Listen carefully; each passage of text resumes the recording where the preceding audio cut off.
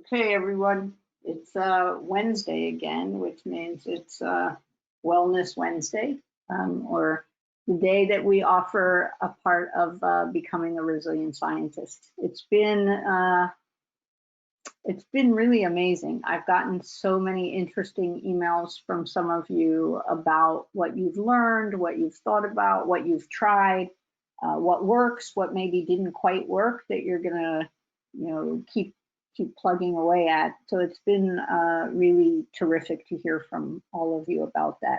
Today's topic is developing feedback resilience, or specifically the ability to stay open to feedback when it really can be difficult to do that. A couple of details again. Probably many of you have been here before, so you've heard these. The slides are in the handouts box. You can download them. You don't need to worry if you forget or can't do it, because we will send you an email with the slides pretty shortly after, either today or early tomorrow morning. If you have issues with the sound or with the slides advancing, quit and rejoin. Don't worry about what you missed. It will be taped. It will be up on our YouTube channel in a matter of a few days. All right, so don't worry about it. If you want to hear it again, if you want to let your friends hear the information, all good. You don't need to ask, just go ahead and share it as widely as you wish. And again, we will wrap up with questions, so hold your questions till the end. And then I'll remind you about the small groups. This is the last of the small group discussions, and I hope there'll be a big turnout. Lots of you will take the time to share your thoughts with your peers, to hear from others what they're thinking about, to practice and to really sort of work with the material. So we're going to talk about feedback today, and I just want to start by acknowledging that all of us need feedback. We need feedback to know where we stand. We need feedback to know what we're doing well. We have to know what we're not doing so well so that we can work to change it, right? We need feedback to hear how we can improve, make change, right? So we all really need feedback. We need feedback to grow and learn, and we need to give feedback to others so they can grow and learn. We also need to give feedback to others, like our teachers, our PI, our research mentor, so they can help us grow and learn. Like, it is such an essential skill to be able to give feedback and to be able to get feedback in an open way. Yet for the most part, we really struggle with it, right? So I want to tell a story a little bit to look at this question of why is it so hard. And I'm going to tell a story about me, but while I'm telling that story, I'd like you all for a moment to listen along, but in a space of thinking a little bit about you. So I'd like you to think about something that's really important to you, that you love to do, that you want to be competent at, more than competent at. You really want to shine at doing it, right? And that can be something at home, that can be something in sports, that can be something in the arts, that can be something in science, whatever. I just want you to think of something that feels so important to you. One of those things for me is cooking. So I am the cook of the house. I have been for a long, long time. Sometimes I have all 4 burners going at one time. I read about food. I email people recipes. I go in to bookstores to look at cookbooks. I really love to cook. So a couple of years ago, I refound Brussels sprouts. I mean, maybe I ate them as a kid, I don't know, but I never had them. And then one time I had them and I thought, these are incredible. I really love them. And so I started cooking with them, and my son didn't like them and my wife didn't like them. In fact, every time I made Brussels sprouts, both of them sort of pushed the Brussels sprouts to the end of the plate. My son, he would try to feed them to the dog. My wife would say, you know, we could have broccoli, right? She'd give me this indirect feedback, don't make Brussels sprouts. So it became my mission to find a Brussels sprout recipe that everyone would love. And I read online, I talked to people, I tried all kinds of recipes. And one day I tried a new recipe that I thought was going to be really perfect. It was blackened, it was spicy, it looked perfect to me as the thing that was going to get everyone in the house to enjoy Brussels sprouts. And so I made them, and I worked really hard at it, and I worked at making it look pretty, because I think sometimes when you look at, part of food is the look of it, right? You experience food first by looking. And so I made it all really nice on the plate. I was all excited, and everybody took their first bite. I took my first bite, and I was like, I nailed it. I should give up my day job and become a chef. I totally nailed this. And I looked up at my son, his name is Wonder. So Wonder's like, these are sort of okay. And he's like, I'm going to have another one. And I'm like, wow, I'm there. And then my wife pauses for a moment and says, these would be better with nuts. And I was totally crushed, which is an interesting thing, because if you think about it, she was giving me a helpful tip that here's an interesting recipe that might be better with nuts. And I was really, really pretty upset about it. In fact, so much so that I couldn't really consider that advice until much later, when I have to admit it was much, much better with nuts. So it was a good recipe, but it was a better recipe with some nuts. So I want you to think about that for a minute and just focus on the fact that here's something I really love. Here's someone who gave me, someone I care about, right? Someone I love, who gave me honest, calm feedback, and I couldn't hear it, right? It was upsetting to me. So that sort of underlies why it is so hard to get feedback. Go back to your story, right? The thing you love to do. Imagine somebody saying, wow, I know you've practiced and worked at this for a long time, but here's some ideas, right? Could be really valuable, but boy, could it hurt. The thing is that it can be very difficult to hear critical feedback about something that we really value about ourselves. Right? If it's a part of who we see we are and the way we want to be seen in the world, then when people give us feedback, it really hurts. The funny thing is, it's those things that we care about where feedback is really, really important. If we really care about something, then we want to grow and learn. And the only way to grow and learn, right, is by people telling us where we need to grow and learn. So that it's like this, there's just this sort of conundrum here. We need feedback to grow and learn, but because we care about this, it's hard to hear the feedback. So one of the reasons why feedback is so hard is that when people give us feedback about something we don't care about so much, we can hear it or not hear it and move on. So we're running lots of things virtually, as you all know, since you've been engaging with us now for many, many weeks or longer on these virtual platforms. The last 2 days we had a big event, and yesterday I got an email from somebody who said, you really need to take more time to learn how to use Zoom webinar. There were lots of glitches, you had a lot of trouble at the outset, you should learn more about how to use it, and they recommended some link. And I sort of shrugged my shoulder and said, yeah, okay, whatever, right? I mean, I'm probably never going to use Zoom webinar again once this is all over, or maybe I will, but it doesn't matter to me so much. It wasn't a big ouch, because it's not something so important to me. But when we hear something about things that are important, it's a big ouch. So think about you at work. Think about you in hobbies and sports that you love. Think about you in relationships with people you really care about. When you get critical feedback, it can be really hard to hear it. Another reason that feedback can be so hard to hear is it's often delivered pretty poorly. People give feedback in the moment with too much anger. Maybe they say the same thing too many times. Often feedback comes with some exaggeration or inaccuracy. You never do this, or last week you were 40 minutes late, and sometimes there's miscommunication, misunderstanding. There can be all kinds of inaccuracies. So a lot of time, because it's delivered with emotion, that tends to happen. So sometimes feedback is just delivered poorly, making it even harder to hear, right? So we have two things working against us. Most of us don't learn a lot about how to give feedback or receive feedback, which makes it hard, right? And so we often deliver it poorly. And we often receive it poorly because it pokes at things about us that we really care about. And that's where we tend to be the most sensitive.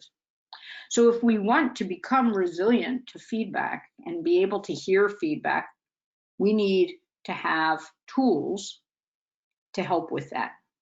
So some of the tools we've already talked about in the resilience and wellness and self-advocacy workshops are the tools we need, right?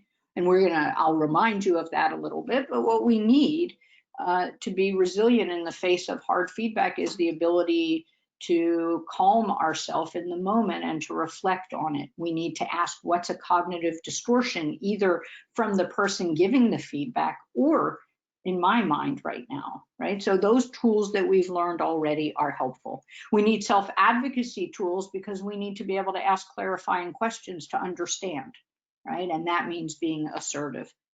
So some of the skills we've already talked about we need. That's why this lecture comes right here towards the end. The other thing we need is some knowledge and understanding about feedback, all right? And so that's what we're gonna do today. So we need, first and foremost, some self-awareness around your typical feedback response. So I know, for example, that I shut down, but in about, as soon as I can sort of calm myself a little bit, then I want to ask some questions and have some back and forth. But I know that I need some time. I say, okay, I'll change, but I really haven't heard it yet, and I need some time to be able to hear it. You might need more time, less time. You might need people to slow it down. You might need a warning in advance, right? You need to know what your typical feedback response and needs are. And that comes through journaling and other ways of self-awareness that we've talked about already. You need to know a lot about communication styles and how they impact the dynamics of feedback sessions. And we're going to do a lot on that today. That's like my big goal today, is that you walk away from here and you understand communication styles. And then we need some models or scaffolds for feedback. And so I'm going to give you two models to look at. But first, we're going to start with communication styles, because so much of feedback is rooted in understanding the communication style of the person giving you feedback, understanding your communication style. And the honest truth is that these work style communication styles, you need them to understand feedback. You need them to understand all kinds of other things in the workplace. So learning this is really great. So we're going to use the work of Bolton and Bolton and the book People's Styles at Work and Beyond to talk about communication styles. And we're going to talk about 4 dominant styles. And these styles are based on whether the most important need in a conversation is task or relationship. And I'm going to explain what I mean by that later. Are we focused on getting the work done, or are we focused on connecting with the person? All of us use multiple styles, but we tend to have a strong preference for 1 or 2 of them. And hopefully, as we go through the model, you'll be able to see that for yourself. I want to stress something. Sometimes people say, well, what's the best style to have? Or what's the best style to have if I want to be a scientist? Or what's the best style to have if I want to be a psychologist? What about if I want to be a nurse? What style would be good? I want to stress, there is no good or bad style. There's no better or worse style. The thing is that we want to understand our style. We want to be able to adjust our style to the style of people we work with. We want to soften our style when it's not working for us. We want to use one of our non-preferred styles if it would be better in the moment. So it isn't that there are good and bad styles, it's that there are right times and wrong times to use styles. And that's a really important point that I want you to keep in mind. So we're going to build this model, all right, so that we understand communication styles. And it's going to start by defining task and relationship. And lots of people use task and relationship, but other authors use assertiveness and responsiveness. So we're going to use them interchangeably. So assertiveness, or focus on task, is the degree to which you are seen by others as being forceful and directive in an effort to control outcomes and get what you want. It's how much people think in an exchange you're focused on your own needs and wants. Responsiveness, or focus on relationship, is the degree to which you are seen by others as showing emotion and demonstrating awareness of the emotions of others. How much are you trying to connect with others in that conversation? How much are you focused on getting work done? That's task. How much are you focused on connecting, sharing, and aware of the other person? That's responsiveness, or focus on relationship. And we're just going to make a really nice, simple XY axis here, with assertiveness on the X-axis and responsiveness on the Y-axis. And we're going to go through 4 styles based on this. Okay, so let me define each of these for you so that you have a sense of what we mean by these.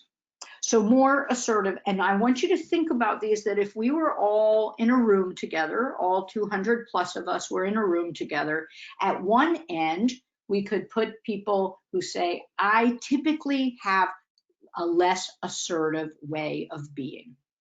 And then all the way on the other end would be people who say, oh, I have a much more assertive way of being. And we would all line up. It's not all or nothing, right? We would line up. Some would be in the middle, some would be really towards one side, some would be towards the other side. Some of us might say, I don't know, I think I'm really close to the middle, but a little bit over on one side or the other. So this is not an all or nothing, but as you listen, think, is this more me or not so much me? And I want you to also think about important people. For those of you who are graduate students and postdocs, you might think about your PI. For those of you who are undergraduates, you might think about your PI or the postdoc or postbac or grad student who's your mentor. You might think of a teacher. You might think of someone in your family that you engage with a lot. But think about both yourself and pick someone else, all right, anyone. So more assertive people, they tend to use a lot of gestures and body language. You can't see me, but my hands are all over the place, right? As if I'm right in front of you. They tend to speak and move more rapidly. They speak often, they speak quickly, they speak loudly, directly, and forcefully. They tend to make decisions pretty quickly. They will show frustration and anger much more often and much more quickly. And they tend to be much more comfortable taking risks because they make fast decisions. Maybe they don't think them through so much, so they tend to be willing. Let's just try this. Let's go ahead and do this. So that's what more assertive people typically look like. Less assertive people tend to have a much more constrained and calm way of communicating. They use fewer gestures and body language. They speak and move more slowly. They speak less often and more softly. They speak indirectly. There's much less force behind their language. Even their body language has much less force beyond it, as you can see by all those other things I talked about. They are much more likely to take time to make decisions. They don't show their anger often or quickly. And they're much more cautious when considering risk because they're taking time to think it through. So that's the assertiveness continuum.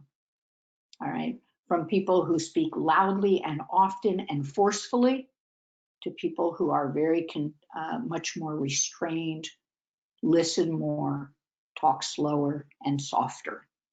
All right, that's the assertiveness continuum. Now the responsiveness continuum, remember this is about how much are you trying to connect with others.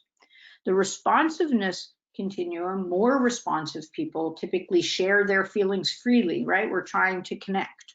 They use lots of facial expression and gestures in conversation. They like to tell stories and anecdotes to make a point. In a meeting, they might be way more focused on people over task. The first 15 minutes could be, how are you doing? What's happening? What'd you do this weekend? How's your family during the pandemic? Oh, how are you dealing with that? And then eventually it's, oh yeah, we were supposed to talk about the project. So a lot of focus on people, especially at the outset. They tend to dress more casually. They enjoy unstructured time, so they're not often scheduled. Sure, check in and talk to me anytime, as opposed to let's meet at this time. And they often enjoy small talk. So these are individuals who are really trying to connect with others through their conversation, right, through their communication. Less responsive people prefer not to disclose feelings. They use less facial expression and gestures in conversation. And when they are trying to make a point, they will turn to facts and logic, not so much storytelling. They focus on task over people, right? Let's get right to the point and have this meeting. They tend to dress more formally. They like more structured time, so they like to schedule their meetings. They like to follow plans, and they typically don't enjoy small talk as much. So when a real responsive person tries to connect with a less responsive person, one is trying to get more information and the other is trying to hold back and keep contained more. And remember, no right or wrong, no good or bad, right? These are just our preferences in engaging with people. So responsiveness on the y-axis, assertiveness on the x-axis. And we're going to talk about 4 styles. And the first is the driver style. Drivers are high on assertiveness, meaning drivers care about getting what they want or focusing on the work, right? They're driving the bus. They're driving the car. They decide how to go. Drivers get right to the point.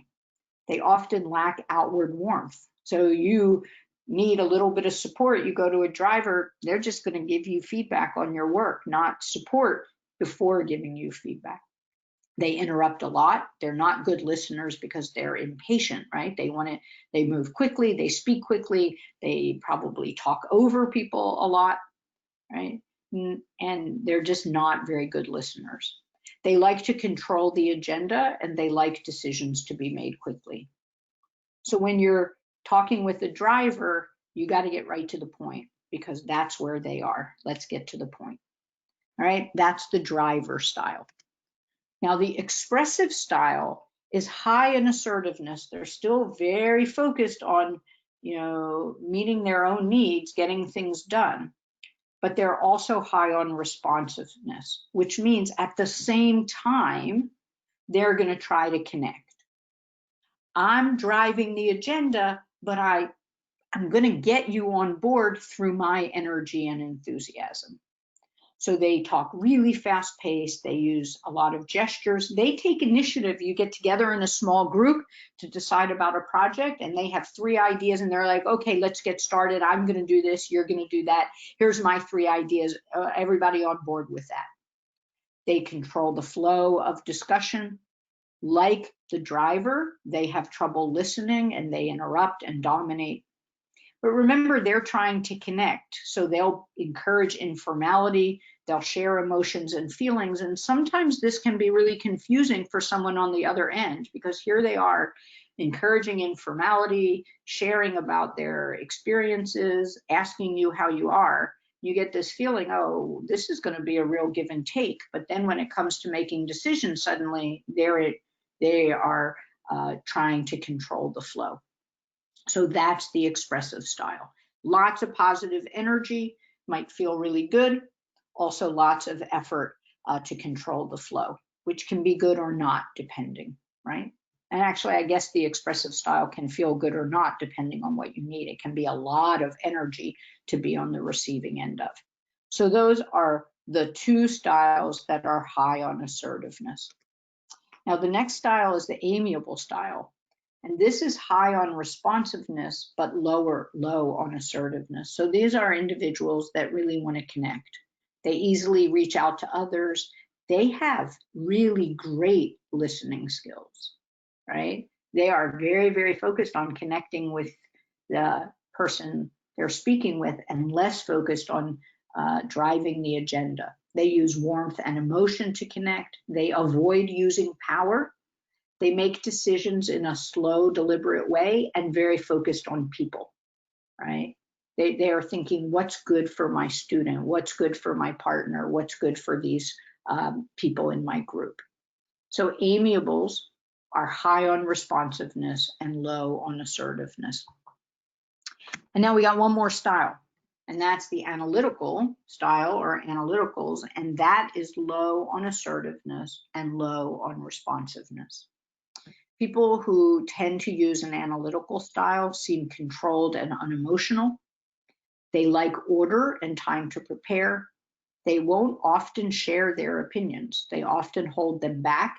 And when they share an opinion, they share a very measured opinion, right? They're not going to be really forceful in arguing for it. They're going to present it in an indirect type way. And they often seem hard to get to know because remember, they're low on the responsiveness scale, so they're not driven to connect with other people.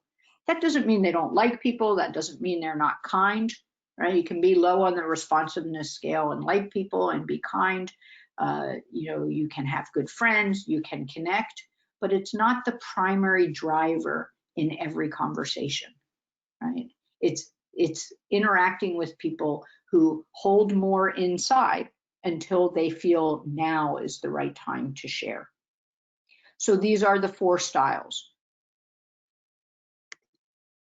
Each of these styles has strengths, and each of these styles has liabilities. And normally, if we were in the classroom, I would ask everybody to think about that and share and talk, and hopefully we'll get a chance to do a lot of that in the small groups. What I want to do now is if you can use the chat, not the chat, if you can use the question function, just think about which of these styles do you feel you use most often? So which is your preferred style? And I use the language of driver, expressive, amiable, and analytical, but in the literature, you'll also find directive, emotive, supportive, and reflective. So I put both down. So which ones do you use? Which is your favorite go-to style? So expressive, driver, and emotive. Expressive with a mix of amiable, supportive, emotive, analytical, supportive, and amiable. I use the analytical style the most. Supportive and amiable for sure. I'm expressive, reflective, right? Everybody, interesting. The mixes can be different, emotive and expressive. Here's another person who said that. Supportive and amiable, emotive and expressive, amiable only, reflective only, emotive most of the time. And it goes on, right? Each of you.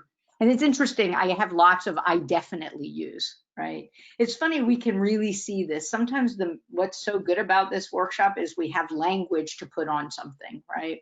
So as we talk about it, we have some language. The other really nice thing about having language is we can see ourselves, we can think about others. One of the great things in that book is they talk about, well, if you're a directive and you're working with somebody whose style is supportive, how can you flex to do better in your communication, right? And I've learned as somebody who can use both the directive and the expressive styles that sometimes I have to really tone my energy down, right? It's too much energy for someone who's not as high on the assertiveness scale. And so it's interesting that nobody's saying here, I just don't know. There's a whole lot of I'm definitelys.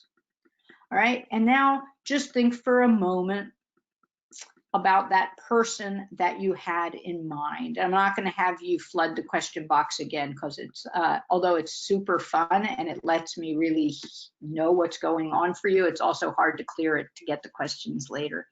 But I just want you to look on this and note where you are, and then that person who's clearly important to you, since that's the person that you picked to do this,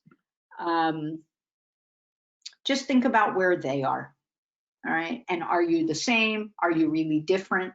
And we'll come back to that later, okay? But just keep that in mind. All right, so let's talk a little bit about the strengths. I said they all have strengths. Let me figure out what I did wrong here. All right, so the driver can be viewed as very efficient, decisive, and candid, right? They tell you like it is. right? They get things done, they make decisions. These are some things that a lot of times people will say are associated with really strong leadership, but I want you to look at all the strengths in all of them. They are all associated with strong leadership, right? So we shouldn't get sort of this misperception that, oh, you know, to be a leader, I need to use a driver communication style. To be a leader, you need to use all of these communication styles as they fit. Now, the strengths of the expressive style, these are people who can be very persuasive and enthusiastic. They can be really fun-loving. They can get you really wanting to support their ideas, right? Really engaged in what they're trying to communicate about. So that's the strength there. The amiable strength is how diplomatic and caring and warm. Boy, when you need some support, don't necessarily want to go to a driver, right? You want to find somebody who can put on their amiable communication style and really give you some support. And then in the bottom corner are the analyticals or reflectives, and they're viewed as logical and systematic and serious. All of these are important strengths, right? When used at the right time, all of these styles are incredibly effective. But something really important to keep in mind is strengths overused can become liabilities. And I'm going to add one more thing to that. Strengths used at the wrong time become liabilities. So very, very often, our communication style really works. But when we use it at the wrong time, it really doesn't work, right? Sometimes that happens to us at home with people we love and care about. Sometimes that happens at work with people we work with and care about. But when we use our go-to style at the wrong time, it's suddenly not a strength. So strengths overused or used at the wrong time become liabilities. So the directive, who seems so, you know, decisive and like such a great leader, can seem like a pushy and abrasive person who makes rash decisions, never gets input from others, and alienates people. That doesn't sound like such a good leader.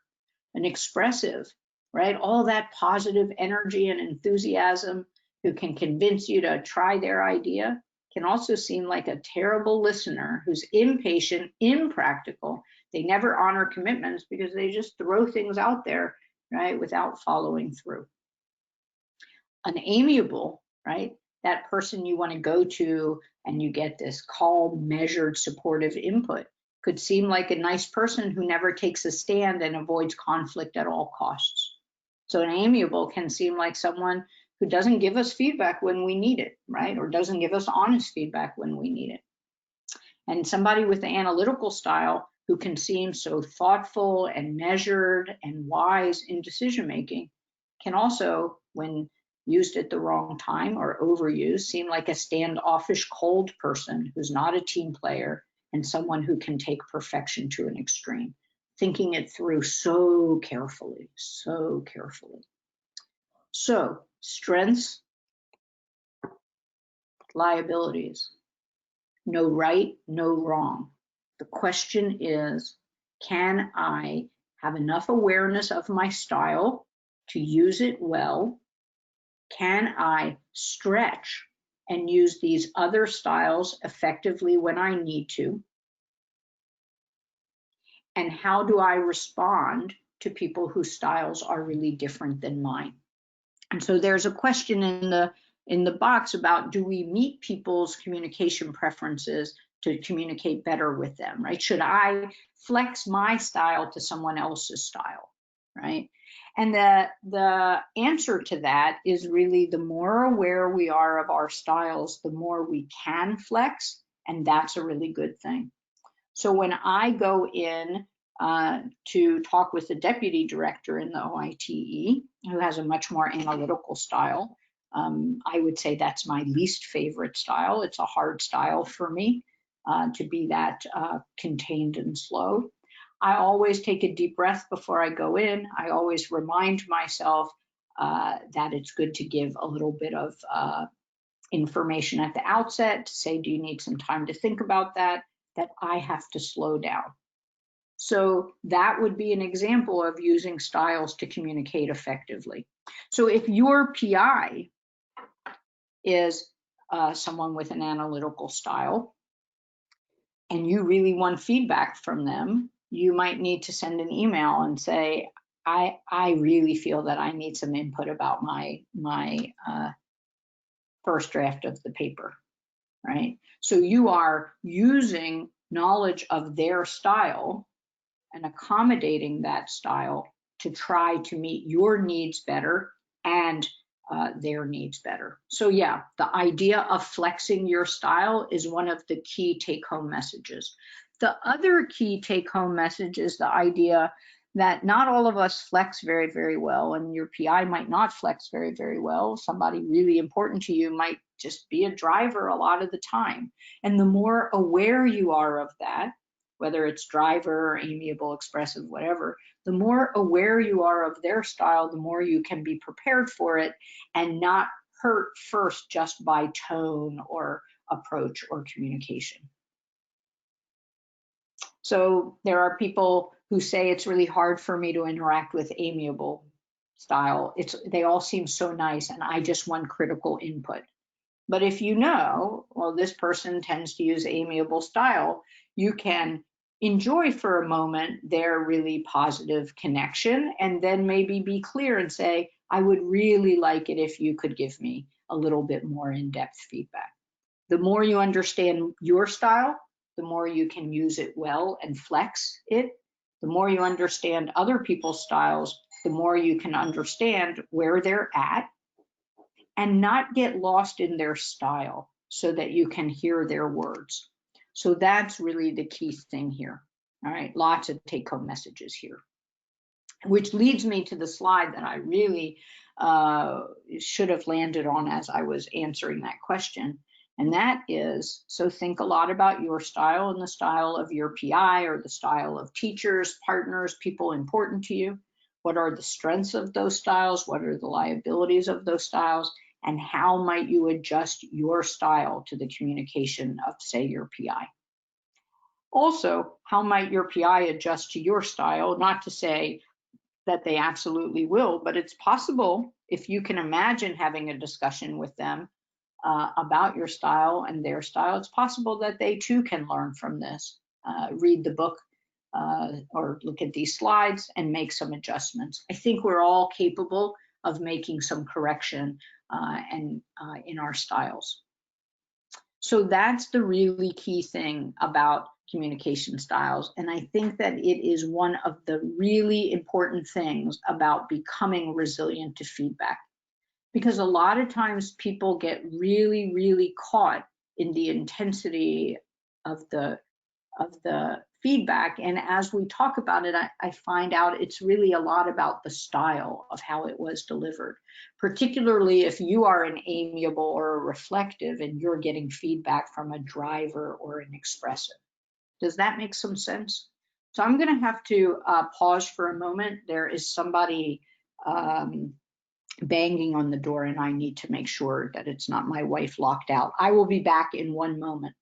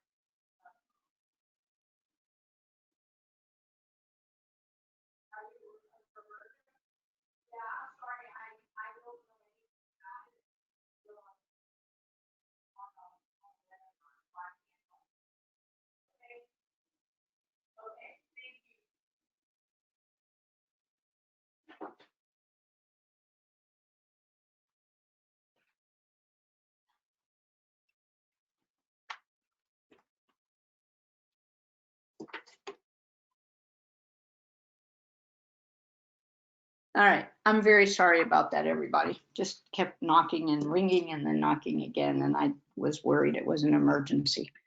All right, so number one, to become really feedback resilient is we understand our communication style and the style of the other party. All right. Number 2, we want to get some self-awareness around our typical stress responses and our typical feedback responses. Remember, if the feedback is about something we really care about, our stress is going to go right up.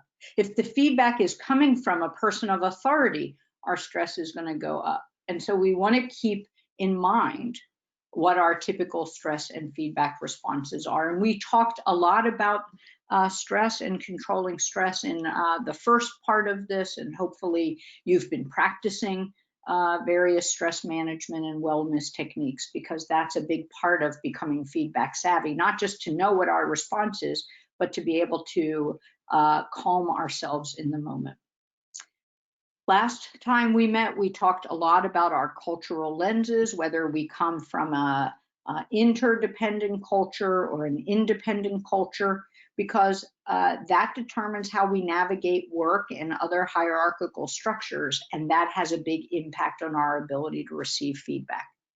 We also need to be aware of our imposter fears and our go-to cognitive distortions, because as we're hearing feedback, right, our mind is telling a story about the feedback. So it's like we're receiving feedback and we're telling ourselves a story of the feedback as we receive it. The cognitive distortions that or right after sometimes, the cognitive distortions that I hear most often from students when they're talking about how hard it is to get feedback are catastrophizing, right? We hear things way worse than they are. All or nothing thinking. We're getting feedback about our presentation and we cannot hear anything positive. We just hear the negative, right? We hear the critique, but none of the positive. A lot of mind reading and fortune telling. So someone's telling us we need to make change and we're fortune telling that, oh, they're going to kick us out of the lab. Oh, they're not going to write a good letter of recommendation. Oh, they're going to ask me to work on something else. Or mind reading, right? We're imagining that it's even worse. We're adding more elements that they're not happy with. So we really need to understand our cognitive distortions in the moment. I think when we have a lot of imposter fears, hearing feedback is really, really difficult. Because remember, imposter fears are whispering in our ear, you don't belong. And now we're getting hard feedback, or even actually really pretty good feedback. But because of the imposter fears, we're hearing it as confirmation. See, I don't belong. So we need to really be aware of our imposter fears and cognitive distortions so that we can quiet them in the moment. And so we've talked now about the first 4 bullets. The last one I'm going to talk to you a little bit about, and those are what are known as feedback triggers. And they come up for us in the moment when we're getting feedback. And I'm going to talk about them in a minute. So we've talked a lot about tools for developing self-awareness. I just want to remind you again of how impactful it can be to journal around all of this, right? The more we journal about our communication style, about what's hard in someone else's communication style, how we can change, how we might flex a little bit to their style, the more powerful it will be. The more we tackle our feelings around difficult feedback, right? The more we can reflect on it later and learn from it. So journaling is a great tool. And I've been excited to get emails from some of you about how you've been sticking with a regular journaling practice a couple times a week and using it to really explore how you're doing during the pandemic, what you're stressed about in terms of going back to work and school. So keep at the journaling around feedback. It's another really great tool. We can practice mindfulness, right? That's the ability to be in the moment with our thoughts and feelings without judging them. So we can notice how hurt we are about the nuts, or how hurt we are about the feedback we got about our introduction, or about our slides, or about how we did that experiment, but without getting so caught in it that we can't hear anything else. Oh, a part of me is hurt, but a part of me needs to hear that feedback. So let me put that aside. So practicing mindfulness helps us to do that.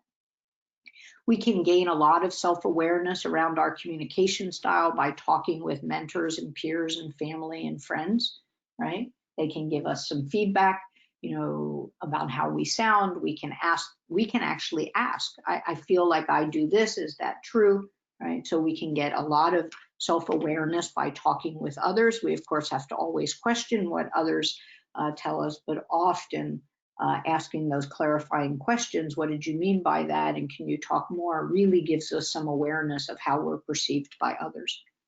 And then therapy and support groups can really help, right? Therapy is all about having an objective person work with you through your perceptions of self and other and situations. And things like support groups, even the skills groups that we do, are a chance for you to try things on in a group, get some feedback, look at how people respond to your comments, etc. So it's a great way to gain some self-awareness about how you move in communities. So you want to build a lot of self-awareness around your communication style, around the style of others, around your stress response, around how you view hierarchy, around all those distortions getting in the way, and about feedback triggers, which I have to talk about still. So that's the one left. All right. And so actually, I'm going to talk about triggers, and then we're going to go back to communication styles and feedback. So I want to talk about 3 kinds of triggers, and this comes from a book I really love, Thanks for the Feedback, The Science and Art of Receiving Feedback Well, and it's written by Stone and Heen. You can find it at some public libraries. I checked because the OITE library is closed right now. You can get it at several of the libraries.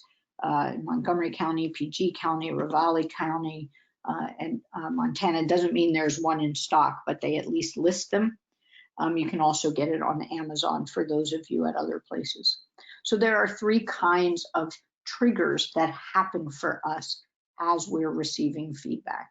And the thing is, if we can notice these triggers, then we can slow them down, right? That's the idea behind noticing our cognitive distortions, right? I notice my catastrophizing, I can let go and say, let me put that aside and focus on the feedback.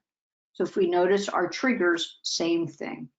So the first kind of trigger is a truth trigger, and that's where we question the accuracy of the feedback. Somebody says, oh, you never are on time, and we just go right away to, well, is that true? Never? What percentage of the time am I on time? Is this really accurate? So sometimes we get really caught in truth triggers. Some people always get caught in truth triggers, right? It's sort of your go-to trigger. The minute somebody gives you feedback, you want to start questioning it, was that accurate or not? So those are truth triggers. The next kind of trigger is a relationship trigger. And that's where we question, or we don't like, we don't trust the person providing the feedback. This is a real challenge when that person is someone important to us in our world, right? Because if we automatically question whenever they give us feedback, that's a really, really difficult position to be in. Because while sometimes we might be given feedback that's inaccurate, it's very likely that at times we are also given really accurate feedback that we need to hear.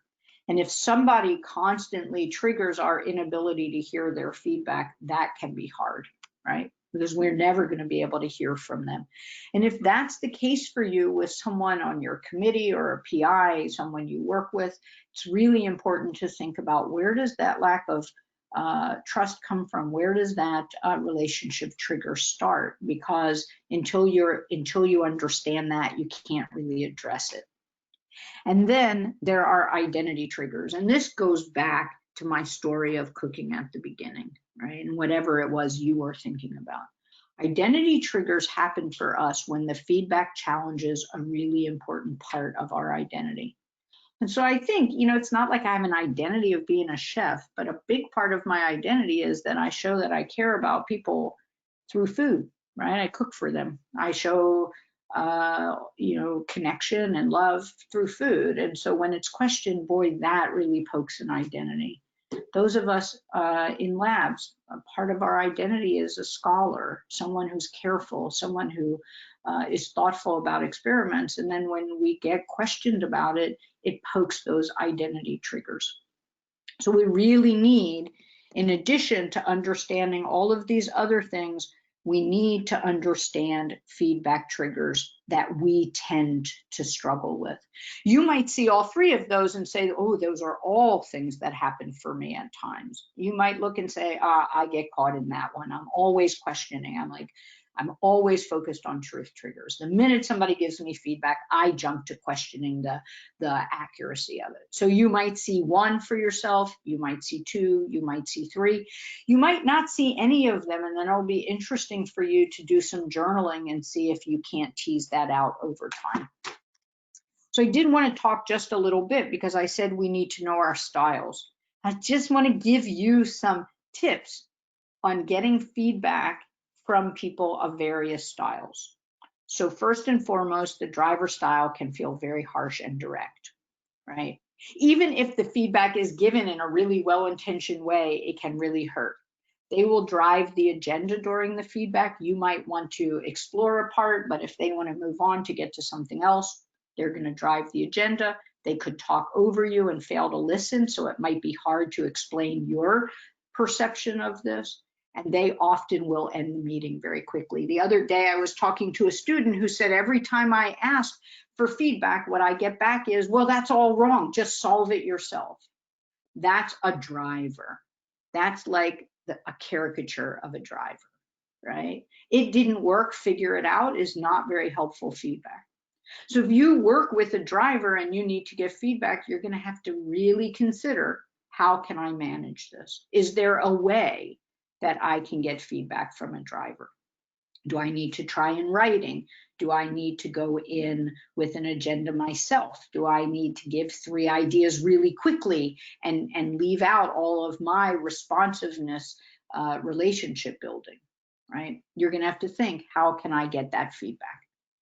Now, if you work with somebody who often uses an expressive style, they can get really easily off topic. They often repeat themselves, and that can make feedback really hurt. I once had a student say to me, the first time you said it, I agreed, and the second time you said it, I realized it was really important to you, and the third time you said it, you really hurt me. And boy, that was a really great piece of feedback. So expressives can often repeat themselves, and it can really make the feedback more hurtful. So you have to keep in mind that's what they do, and maybe not listen to the third time, or like that student did for me, do them a favor of pointing it out. They may talk over you and fail to listen at all, right? So again, just like the driver, you may not be able to get a lot of your perspective in. They may ask you a lot of questions, and they may go on for a very, very long time. So that can be exhausting, and you might need to say, this was really hard for me to hear, and I need some time right now. Whereas with the driver, you might need to say, ouch, that didn't feel good, but I actually do need more feedback, right? Because they're going to end the meeting quickly. You might not get everything you need. All right, that's driver and expressive. Now, amiables may not take initiative to ever give you feedback. So you're going to maybe need to ask. They may soften the feedback, and that could be really helpful that it's delivered in a more soft way, but it could be really unhelpful. They may not give you a sense of the extent to which you're in trouble right now. You're on an edge. You have to really fix something. They may avoid delivering bad news, so it just gets worse. So softening the feedback or avoiding giving feedback might be a signature style of an amiable, because they're so worried about you as a person, and that can make it hard to focus on the feedback. One thing to keep in mind with an amiable is that they'll often focus on showing they care, both during and afterward, and that can be really helpful. But if you are an amiable and that's important to you, and you work with a driver, you need to appreciate you may not get that show of caring.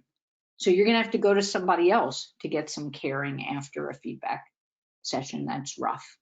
right? So this is a really helpful slide for that. Look across those X's, look across, right? And think, okay, so I'm going to get feedback from people with different styles than I am, and how am I going to take care of myself through that? Analytical style people also don't typically take initiative to give feedback. And if you want feedback from them, they may need time to prepare in advance. And if you want to give them feedback, they're going to need time to prepare to receive that feedback. They may need time to think during the discussion, so it may get quiet and you need to sort of sit with that a little bit. And they may not provide a lot of detail. So the expressive may ask a lot of questions. The analytical may fail to ask you your perception of this at all, and you may need to ask them more questions, right? So you might need to ask questions to get detail.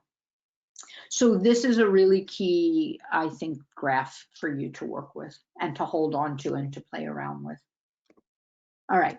So we've talked, I think, about the information we need to start developing a way to receive feedback more effectively. And I just want to put a real truth on top of that. And I present this as if it's so easy. This is really complicated all the time, but it is especially complicated when the feedback comes from someone whose opinion we deeply care about. Another reason why this needs nuts hurt me so much in that. Right? I cared a lot about my wife's opinion about it. I was trying really hard to make something she would enjoy. So when we get feedback from people that we really, whose opinion we really value, who we're trying to really be connected to, it can be even harder.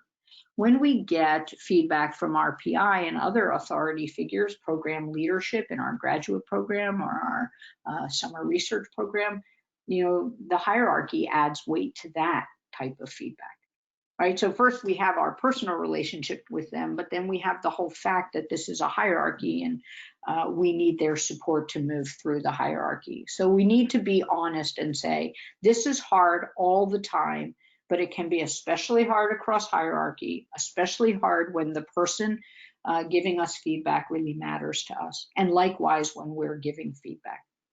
So I want to give you a model to think about as you are considering feedback. And I want to start by saying feedback actually occurs in 3 time spaces at one time. So it actually occurs in 3 dimensions: the past, the present, and the future. The present is really what's happening right now, what they're saying, what's triggering you, what emotions are coming up, what distortions are running in your head, what physical sensations are going on for you. Are you sweating? Is your jaw clenched? Do you feel like I just want to cry? Or do you actually go ahead and cry? That's all what's happening in the moment. But feedback is actually about what happened in the past. So it's what happened to bring us to this moment. And there's data and interpretation. So there's what pieces of data people saw, and then there's their interpretation of the data. So maybe you were late 3 times and didn't call. That's the data. The interpretation is this person doesn't care about the work. Maybe the interpretation is something really terrible happened and you weren't able to call, or you forgot to call. But there's data and interpretation. People give feedback often based on their interpretation, not so much based on the data. So that's the past. The third dimension of feedback is the future, and that is, what do you need to do different going forward? And that also has 2 components: behavior change. What do I need to change, right? What do I need to do differently? And then follow up. How will we confirm and agree that I've made the behavior change that's necessary? So the past is the past. There's nothing you can do about it, although you can offer an explanation to change their interpretation, right? But you can't change the past. And your goal is to know what to do in the future, which means you have to hold on and stay focused in the present so that you can hear what they have to say, decide what's accurate, get information about what behavior change needs to happen, and move forward. So there's a lot of focus on what you can do in the present to really stay calm and open to the feedback. So the first thing is that a big deep breath or many slow deep breaths can really help relax the tension in your body and help you stay calm. It gets oxygen to your brain, and we all know that that's how it works most effectively, right? And so a deep breath can make a really big difference. Multiple deep breaths. Yesterday, I told you we had this conference. One of the staff members who was working on the conference and really at that moment presenting suddenly had all kinds of computer problems, and she couldn't figure out what was going on. And there's like 500 people waiting for her to start talking. I could feel the stress actually across the computer screen, but I noticed she took a really deep breath. And I could see such a difference in her the moment she took that breath. I also noticed that for myself. So try it. When somebody says, I'd like to give you some feedback, take a deep breath or a few deep breaths.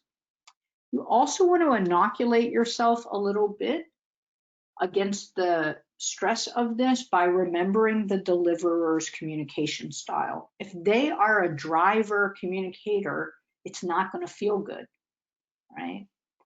And if you can try to let go of the style and focus on the content, you will end up learning more. I'm not saying it will feel good, right? But you still might be able to hear and walk away with some learning. You also want to pay attention to your distortions and triggers by gently acknowledging them, right? So that cognitive process going on, right? A little bit of metacognition is noticing, whoa, I'm catastrophizing right now, or, whoa, I'm going to get into a debate about whether I was late 3 or 4 times. That's not helpful. So you want to be able to be aware of that in the background.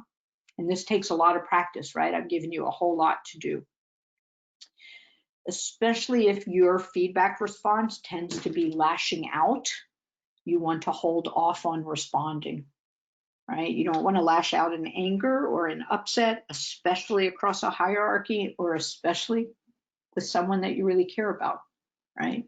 You want to maintain the relationship. And so you want to hold off on responding until you're emotionally ready. And sometimes that means asking for time. You know, you really caught me off guard, and this is important. It matters to me. I need a little bit of time to hear you more clearly. Hopefully, they will be calm enough to say, that's a really good idea. Let's take some time. Sometimes people aren't. Sometimes I've said to somebody, I think we're both getting upset and we should come back to this in a little while. And they say, no, let's finish. And I say, no, really. Sometimes it can be really hard to hold off. But boy, can it be really, really effective at times. So it's another thing in your toolkit.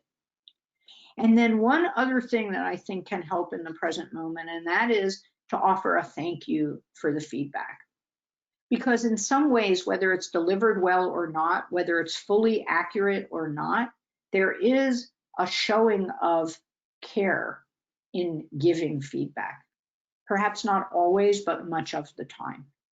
Right? When there's learning to happen, if you can remember, well, somebody is trying to help me learn, it can sometimes help you calm the distortions, inoculate yourself against their communication style, and relax.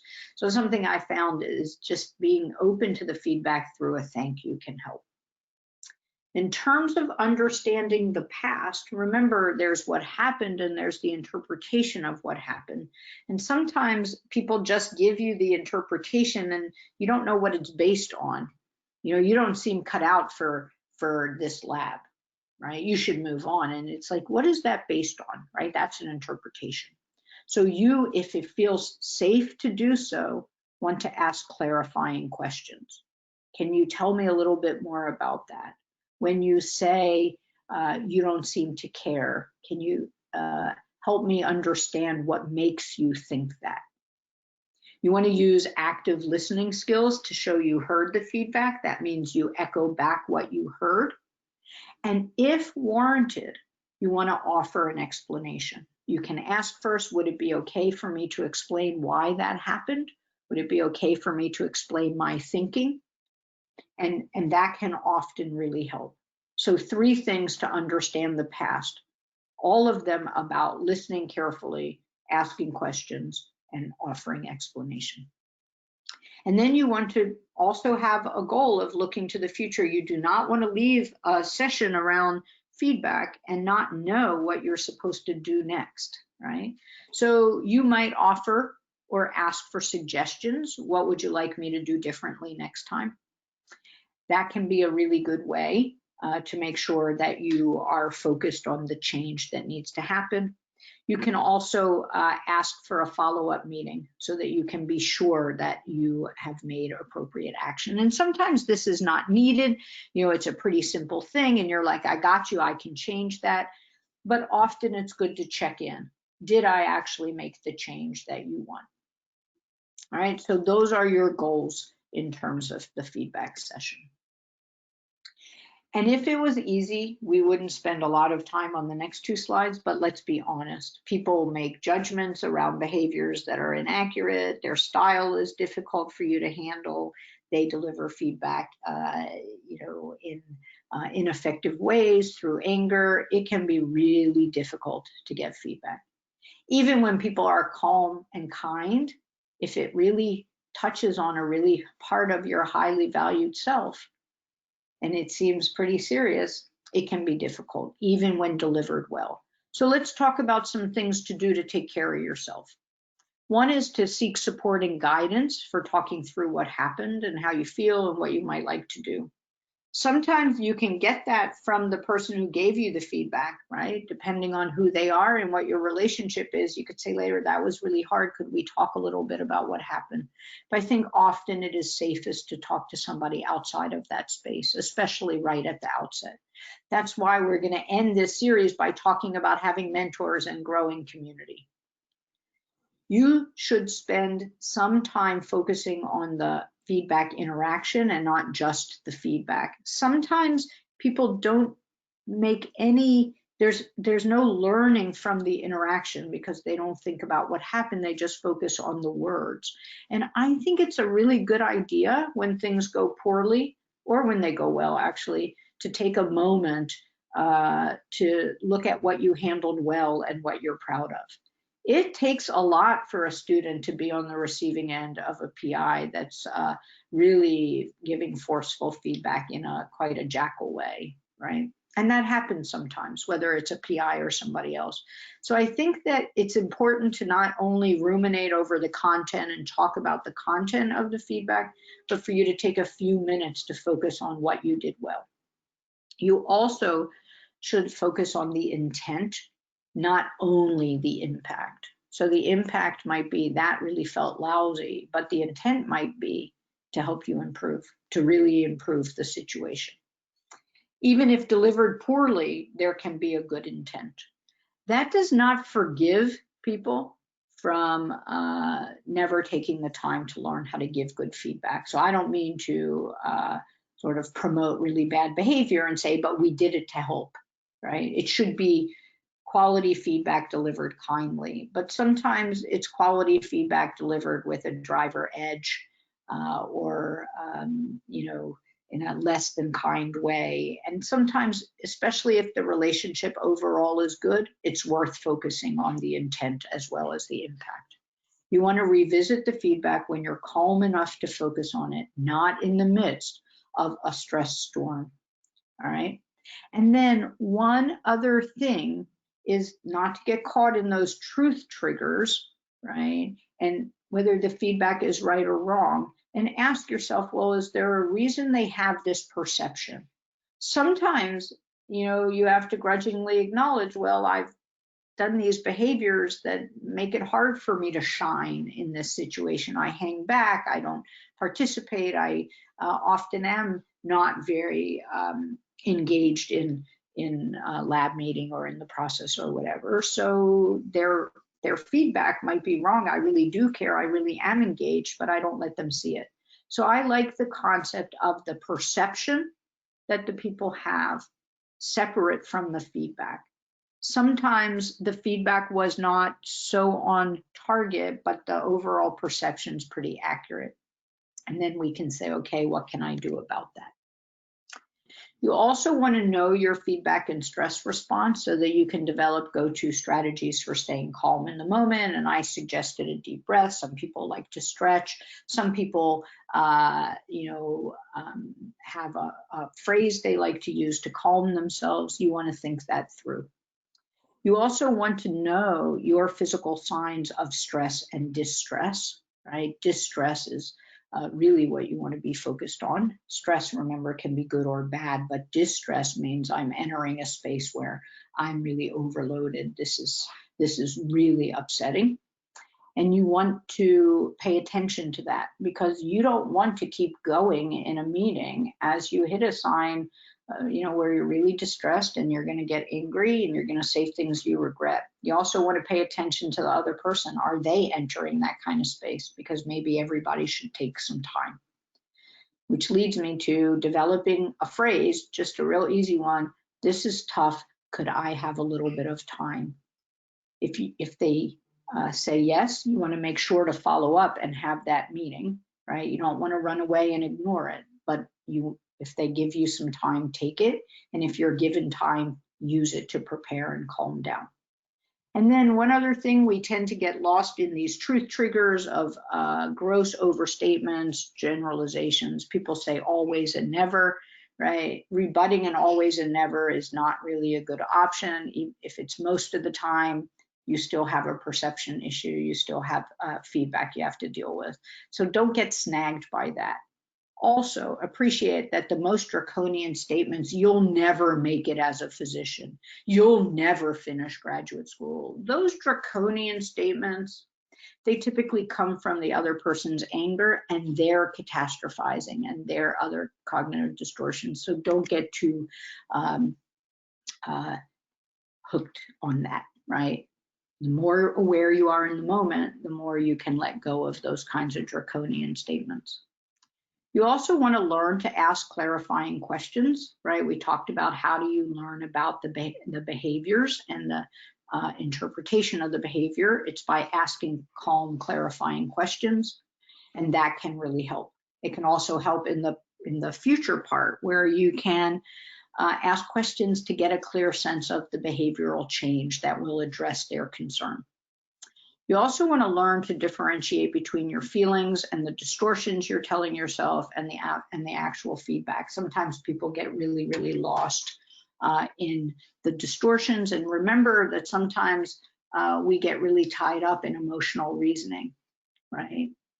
I feel stupid right now, so I am stupid. So you want to learn to differentiate those feelings from the actual reality. We also need to really become feedback resilient. We need the ability to accept that we can't control how other people see us or how other people deliver feedback. A driver who's not aware and doesn't want to make change will deliver jackal driver feedback all the time. A reflective who really prefers never to give feedback, you might not be able to make them change. So at some point, we have to accept what we can't control. Now, when we're a student or a postdoc, undergrad in that lab, and we need things from them, we have to address how do we get our needs met.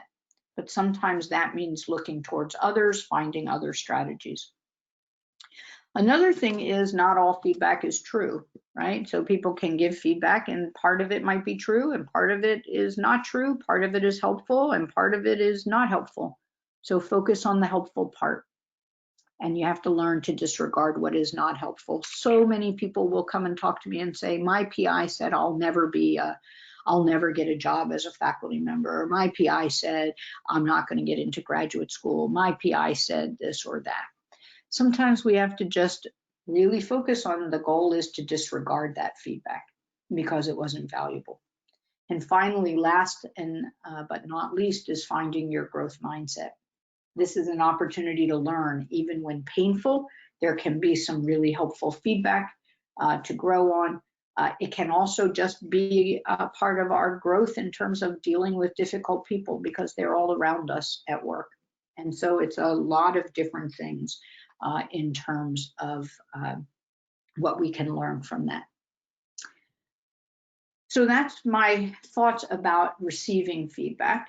I just want to end with one thing, and then I'm going to talk very briefly about giving feedback. And the thing I want to talk about in a segue is that sometimes there's no feedback at all. People will say, I've been in the lab for 8 months and nobody's given me any feedback. So sometimes you really need to ask for feedback to get feedback. We can have very inattentive bosses. We can have people who are busy and not paying attention, and you need feedback to grow and learn, right? So you might need to be very clear in your request for feedback, all right?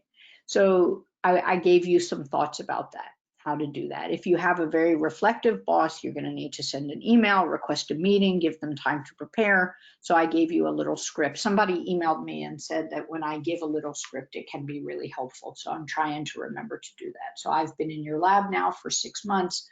It would be helpful for me to get your input about how well I'm doing with cell culture and with planning a project. This will help me have a successful rotation, contribute to the work here. Thanks.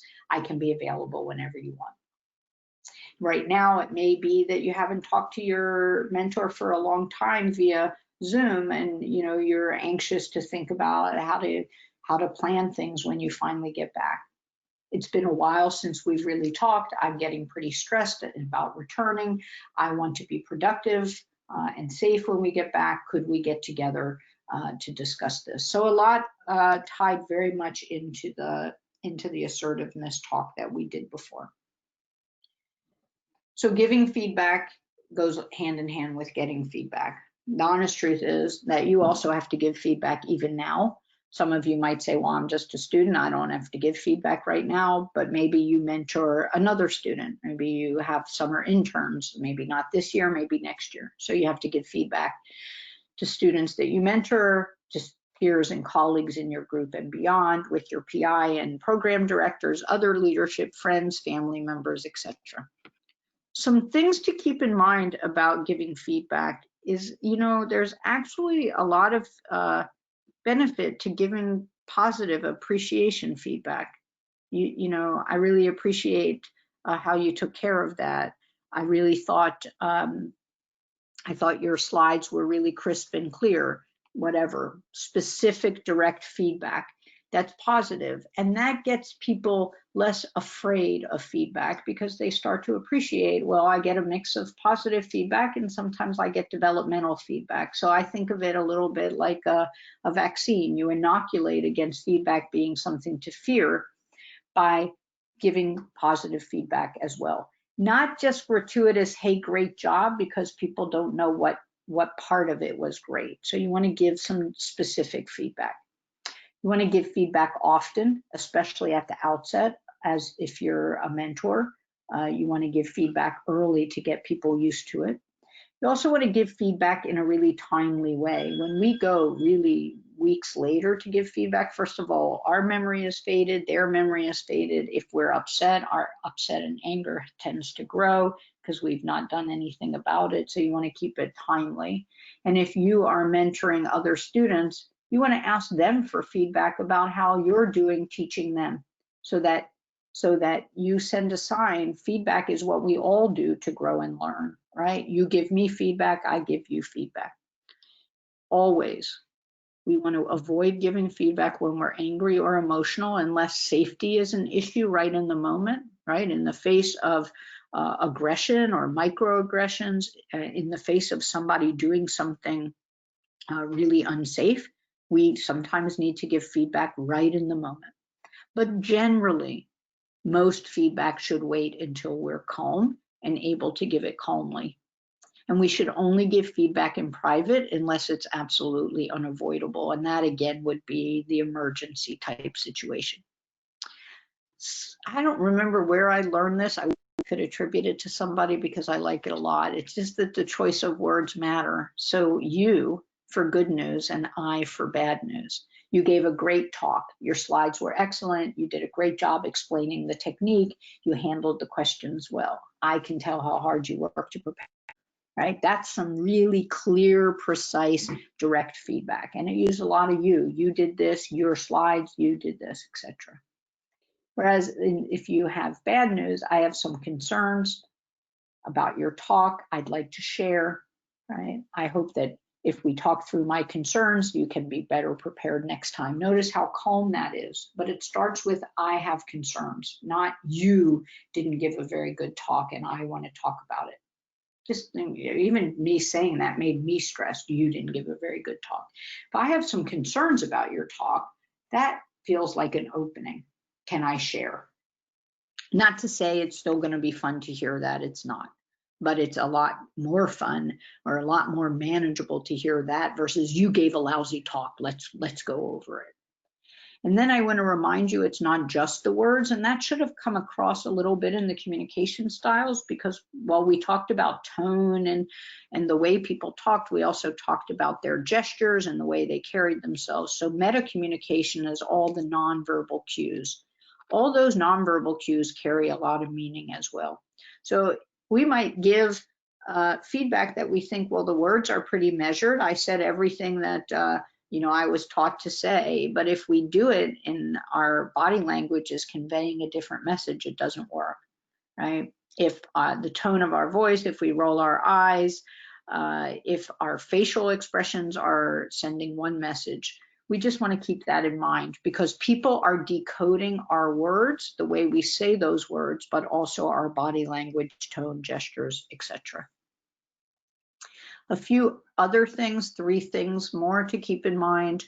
Remember, we talked about feedback is based on behavior and then our interpretation of the behavior. We want to focus on the behavior, not the interpretation, not the person, right? So we don't want to say you're a slob. We want to say in cell culture, you tend to leave your trash all over the hood. You don't wipe down the hood. We want to be specific and descriptive, not you leave the hood a mess every day, because a mess is open to interpretation. I mean, if you looked around my office, you'd notice that I have a very different interpretation than a mess than most people do. So I hear that and I think, well, not hardly compared to what I normally do, and I move on. So you want to be specific and descriptive, and you want to be descriptive and not judgmental, right? One really nice thing is to focus on this model that people teach. It's pretty easy: situation, behavior, impact, or SBI feedback. Explain the situation, right? In cell culture, explain which we share with 5 people, and we're all doing important experiments. The behavior, you tend to sign up and not show up and then come in later and ask to use the hood. Impact, that makes me feel rushed. I feel like I never get my time, right? So SBI, situation, behavior, impact. Go back to last workshop and think about I statements. I need, I am asking, right? This impacted me this way. And really important, think giraffe, not jackal. The more calmly we give feedback, the more likely it is that it will be received, right? So we want to think giraffe, not jackal. I wanted to give you a scaffold. I gave you that model to think about receiving feedback. I wanted to give you a scaffold to think about how to give feedback. This is not meant to be followed all 6 steps. You might skip a step or 2, and this puts together a lot of what we already have talked about. But it has 2 things that weren't in anything else I said, and that is to start with the constructive purpose of getting together. I wanted to give you some feedback in the hopes that your next committee meeting will go better. We're going to be working together now for 3 years, and to help us work together better, I wanted to talk to you about. So sort of, why am I doing this? It's a little bit, I like to think of it as building a bridge, right? I'm connecting that we're in this together, or I'm here to support you in developing this skill. And then all the stuff in the middle, right? Describe what you observed, describe the impact. You want to pause and say, do you have any questions? I would like to hear your thoughts. Am I off base about anything? So you're inviting sharing, and then you're strategizing together about the future, right? What can we do differently moving forward? And then at the end, you want to sort of rebuild and reconnect that bridge. You want to go back to the bridge. So summarize, I think we agree to this. I really appreciate your willingness to talk to me about this. Your explanation was helpful. I have a better understanding of what happened. All right, so this is just a nice scaffold. I find these always awkward to use exactly, but I find that the more I use them at the beginning in practice, the more they come naturally later, and then I just sort of easily move through one part or another. I want to remind you of a few things in terms of difficult conversations and giving feedback or receiving feedback. Is you want to be calm and use respectful language, appropriate body language. It can help when somebody's giving you feedback and they're really upset to acknowledge that upset. But frankly, when you're giving feedback and you can tell that someone is upset, acknowledging that upset and acknowledging those emotions goes a long way. You want to pause and give the other person time to speak. Feedback should be a give and take. To give feedback effectively means to close your mouth and listen. That can be very hard for the drivers and expressives in the crowd, but it's really important. Asking helpful questions can really improve a feedback session. Delaying responses if you're angry or upset. And then one thing we haven't talked about yet, and that is it can be a really hard interaction and it was difficult. And we want to make an effort afterward to show we're still care and connected. So we think about the bridge right at the end of the feedback conversation, but we want to think about the bridge later that day, the next day. It's so interesting to me. I talk to students all the time, and they point out how they struggle with the fact that they just had a really hard conversation with their postdoc and then the postdoc ignored them for a day or two. Right? And maybe that seems safe. I'm angry, so I'm just going to avoid this person, but it also really doesn't allow for normalizing relationships. We started a little bit by talking about wellness, and the more that we practice wellness and stress management, the more we can let go of things easier and faster. So we want to normalize relationships. And then on the flip side are all the destructive things: yelling, threatening, showing that you're disengaged, talking over others, being sarcastic, demeaning others, threatening people, talking over, dominating the entire conversation, saying one thing and meaning another. We talked about passive aggressive communication style last week. That would be a really destructive way to deal with a feedback session, and then not normalizing relationships or avoiding people. So this is just a useful way for you to think about constructive and destructive things. Look at these and think, which of these behaviors do I use that I'm really proud of? Which of these behaviors do I use that I would like to work on, right? I don't do enough of, or I do too much of. I just want to end a little bit. It's going to storm here. Hopefully we won't get disconnected. We only have a few slides, and I'm going to take questions. I just want to talk a little bit about feedback in your PI. So we need feedback from our PIs and our bosses to grow and learn. We need to be able to give them feedback so that they can support us in our growth and learning.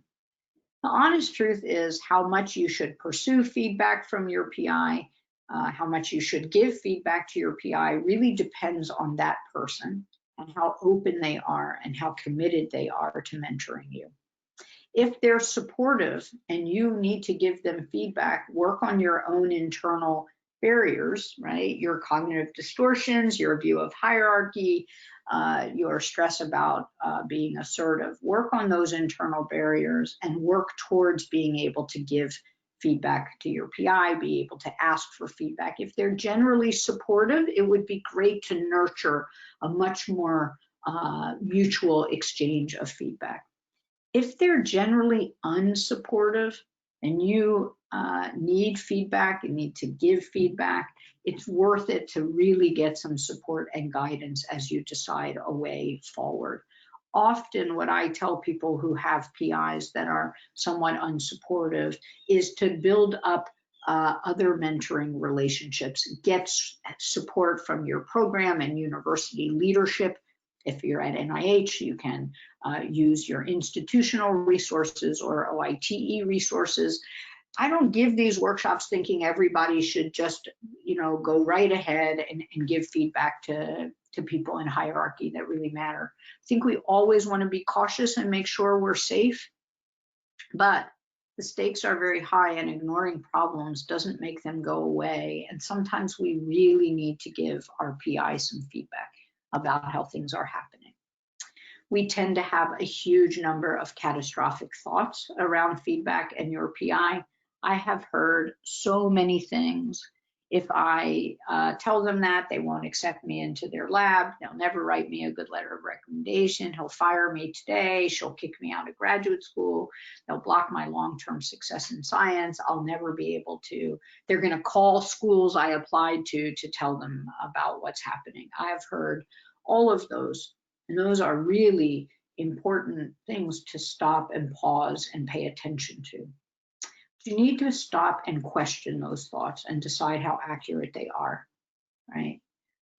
Are there ways that I can increase my safety in all of this? Are there people I can go to for guidance?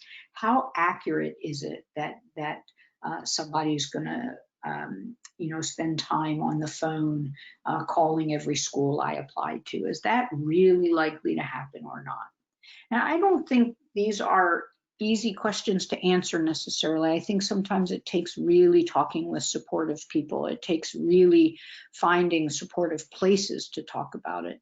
But I find so many people are afraid to give their PIs feedback, and their PIs need that feedback desperately to make change. And sometimes PIs won't change, but then you need to know that, because if you're contemplating a relationship with this person for years and years, you're going to have to find ways to get what you need from them and get other things you need from other people. And I'm going to talk a lot about that next week. So I'm going to talk about expanding our mentoring networks, not next week, in 2 weeks, how we expand our mentoring network. And then I'm going to also talk about our relationships with our primary mentors.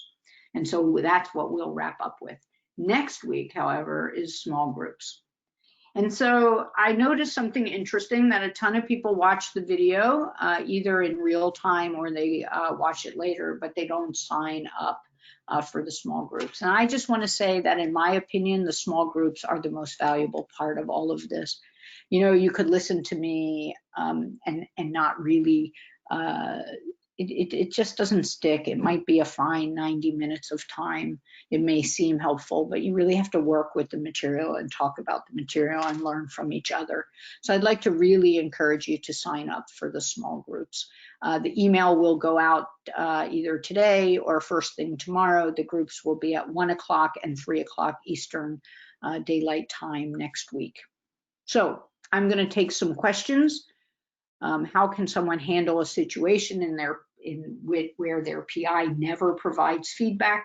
So the first thing there is to be really clear and ask, and to point out the implication of that. And I would start, especially if you have a pretty reflective PI with a pretty reflective communication style, I would start by sending an email that says, I really need some input and feedback from you in these areas. It will help me do much better science, contribute more to the lab. Is there some way that we could meet so that you can give me some feedback? So the first thing is to ask. The second thing is to be persistent in asking. So not to be deterred by one canceled meeting or one no response. Eventually, if you ask multiple times and you never get feedback, then you're really sitting and deciding, so how long have I been here, and can I work with this? Are there people I can get feedback from? Can I use my committee more if you're a graduate student? Is there a staff scientist or senior person here? Is there a collaborator? So sometimes we have to work around the problem. But first we ask, then we ask again. We might try to ask in different ways. Right? So we keep trying email, it doesn't work. Then we think, when is the best time of day for my PI? Oh, they like to go get coffee at 10 o'clock. Well, I'm going to take advantage of that, right? And so maybe you're just going to get micro feedback from those coffee sessions, or from a bunch of quick little meetings. You have to figure out what's best. And I'll talk a lot about managing up next week. I am reflective in sharing, but supportive in listening. Is that just in the middle of responsiveness and no assertiveness? You know, actually, people ask me that a lot. And I have to say, you know, I'm like a cell biologist, a molecular biologist. I'm not an expert in any of this. I've been doing this a long time and I read a lot. My sense of these styles is that they're greatly impacted by our comfort level. And sometimes we're very reflective in sharing because we aren't as comfortable revealing things going on for us, or we've gotten a lot of messages growing up that what we had to say didn't matter, or we worked for a PI where every time we spoke up, we got struck down. So I think it's really, really interesting for you to ask yourself why that is, to reflect on it, to journal about it, not to get a sort of an answer from the model, but get an answer from within. So be curious about it, right? Why is that? And would it be good for me to change? Supportive style is a lovely style to grow on, right? And but you don't only want to be there for others. You want people to be there for you as well. If we receive driver feedback that does not seem constructive or helpful, what is a good coping mechanism in receiving that? I'm going to say something that's going to sound like I'm dismissing you, but it's not. For me, that would be the gym, the tennis court, a long run. Sometimes I think we just have to do something that allows us to release that frustration. Sometimes venting to somebody else is helpful.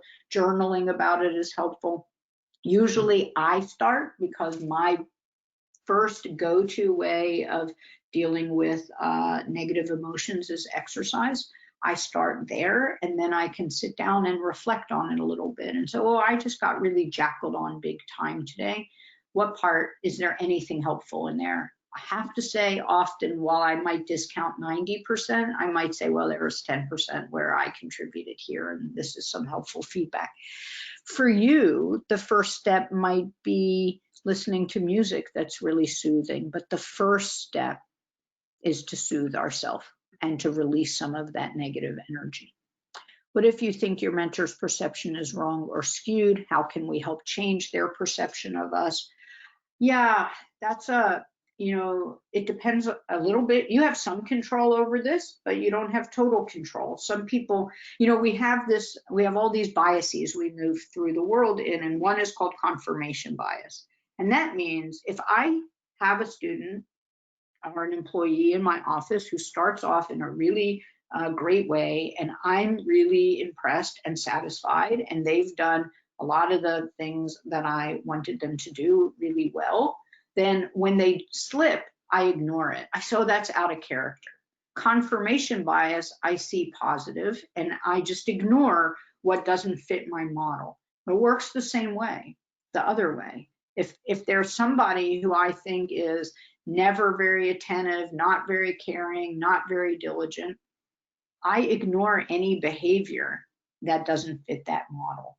So it's like you dig a hole and it's really, really hard to get out of, or you skate on your, positive behavior for a long time. So sometimes people won't change their perceptions because they're so rigid into confirmation bias. Sometimes people's perceptions are off, and if you ask for a chance to explain, it can go a long way, right? So somebody, gives you pretty harsh feedback, it's not working, you don't belong here, and you start to ask some clarifying questions and you see there were some miscommunications. Sometimes we can really change a perception. Sometimes we can't.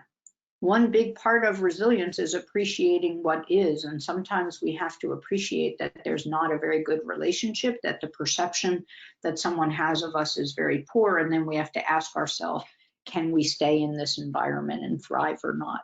And I'll talk a lot about that some more next week. Sometimes we really can change someone's perception. We explain, but we also change our behavior, and people start to notice it. And sometimes it can be really, really tough. Is there a version of this talk given to PIs to help them provide feedback? Yes, actually, there is. And in fact, next week, I'm going to teach the NIH PIs, and we're going to talk about cognitive distortions and imposter fears. We're going to talk about stereotype threat and making your lab welcoming and inclusive of people from all different backgrounds. And we're going to talk about giving feedback so it can be heard. We don't call it developing feedback resilience when we give it to PIs. We call it giving feedback so it can be heard. I just spent 2 days actually with a whole bunch of program directors and PIs from across the country talking about student health, mental health and wellness. And I know it's hard to sometimes think PIs care, especially if you don't feel your PI cares, but many of them do care. It was pretty inspirational. And we just need to get more and more of them to care, right? We need to change the culture. Looks like we are wrapping up. Do you have any advice for handling feedback when you have difficulty reading your PI's body language or facial expressions? You know, sometimes we just decide that it's not a great source of information. Actually, doing so much in Zoom makes me realize how sometimes my facial expressions don't totally match what I'm saying. I'm beginning to think that it's a good idea to be somewhat attentive to body language and facial expressions, but not to read into it too much. I know some people will, say, will complain because they feel like they're pretty happy, and people are like, oh, you never smile. And they're like, well, I smile the way I smile. So I think it's really important for us, if we can't read too much into it, to ask questions instead. And if we feel that we can read into our PI's body language, to ask ourselves if we're right or wrong, right? So you read these pithy things like when people fold their hands, they're closed, but there also could be cold. They also could, I'm fidgety. Sometimes I fold my hands so I don't fidget. So we want to pay attention to body language, but we don't want to mind read through the body language. My PI is a driver type 100%. I appreciate him holding myself and others to high standards. However, if he finds one mistake during our lab meeting, he goes off on an emotionally laden tirade of critiques. How do you sift through the truths? So in the moment, you don't. In the moment, I think what you do is imagine yourself wearing a raincoat, boots, you got a super umbrella, and you are withstanding the tirade of your PI being your PI. I mean, ideally, your PI would work to change, but you don't have control over that. You just have control over yourself. So in the moment, you relax, you take a deep breath, you tell yourself this happens, it can happen, with just one simple mistake, and you just try to hold on. Later, it might be a good idea to sit and say, well, was that as big a mistake as he seemed to make it? Was it a small mistake? What do I need to do about this? Personally, think that it can be hard to be in an environment like that for years and years and years. For some of us, less hard. For some of us, really, really hard, depending on who we are and what's happening for us in our life. I mean, I wish it didn't happen. But if you're in that situation and you're in there for a while, then you need an in-the-moment coping strategy. And to me, it's an image of you like holding on, right? You're on the edge of the rock face and you're holding on, or you're in the rain and holding on, whatever works for you. So I hope that helps a little bit. The idea of in front of your peers, one thing, we did this bystander training around microaggressions and bullying, but it made me realize that one way to really be an upstander, to make sure, is to make sure people are okay. And I think that maybe in your group, you could all support each other afterward. Like, it would be great if your peers said, hey, that was really rough, wasn't it? I'm sorry that happened to you. And maybe you can say that to your peers, and you can all support each other a little bit in the midst of that. What is your advice when the feedback is only written and it's not face-to-face? Yeah, it's really, really hard to read comments and know everything that's being said. If this is like on a grant application, my feedback is to talk to people in your program who've read a lot of feedback like that, because we get really good at interpreting it. If you have a chance to email somebody and say, I'd appreciate a little bit more input, can we talk about what you wrote? That you can do. Sometimes you just have to accept that you can't get any more feedback. But having more senior mentors read that and help you interpret it can be very, very helpful. If your PI assumes an aggressive way of giving feedback, how do you react? I don't feel comfortable pointing this out about my PI's approach. I think that it's completely understandable that you wouldn't feel comfortable. And I don't know where I learned this, but one time somebody said to me, give feedback about difficult things when things are really calm. And so instead of in the moment, it might feel totally intimidating in the moment to say, hey, you're getting really angry and that's intimidating me. But someday when you've had a good interaction about some data, you might say, hey, can I share something? You know, here's what I love about the lab and I feel like we're making good progress. But sometimes when you give feedback, you get so angry, it's intimidating. So strike while the iron is cold and try to address it that way.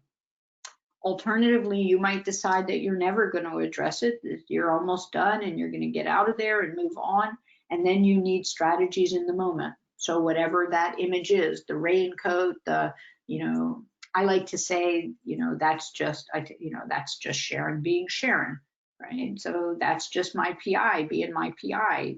Boy, he can be a jackal. I'm going to just hold on through this. So sometimes we decide it's worth holding on.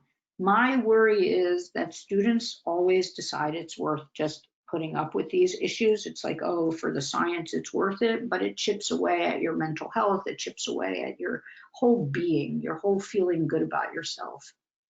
Because presumably if you're in school, you care about it. It's a part of your deeply held important identity and somebody's chipping away. And so I'd like to encourage you to use the assertiveness tools that we talked about, the feedback tools, and try to give some feedback. Talk to program directors to get some advice before you do it, but it's really, really worth it to give it to think about giving some feedback. Oh, there's a question about, can you talk a little bit about microaggressions? So sometimes you're not even sure, was that, did they say what I just think? And you could say something as simple as ouch, or ooh, that sort of landed with a sting. Sometimes it's much more obvious and you might use an I statement. When you belittle women, I feel unwelcome here.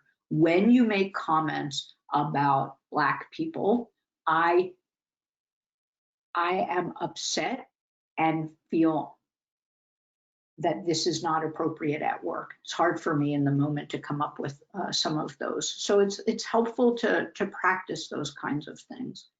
Those are more about I statements, right? Just giving a quick I statement. Sometimes you can just ask a curious question, why would you say that?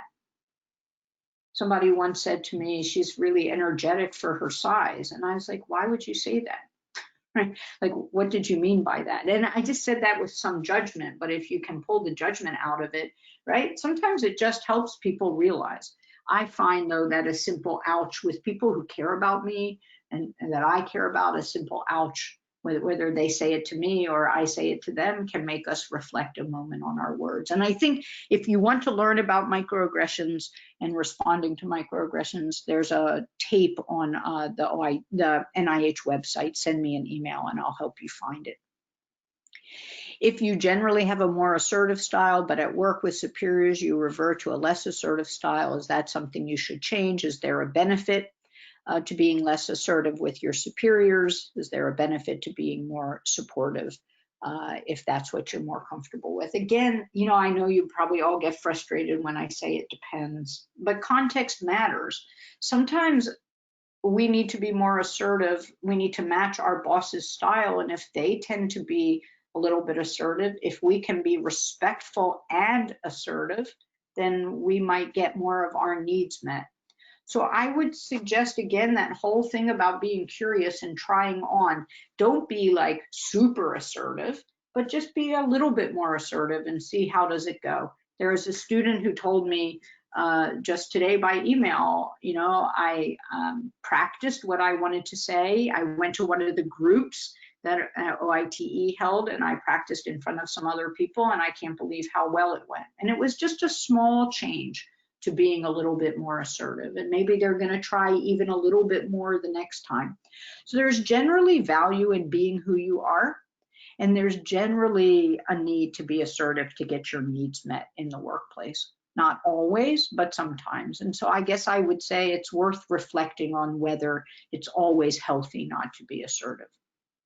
What activities do the small group discussions include?